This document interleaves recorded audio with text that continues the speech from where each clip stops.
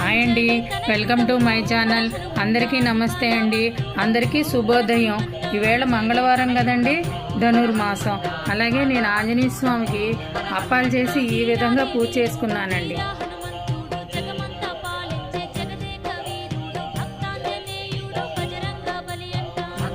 చూశారు కదండి.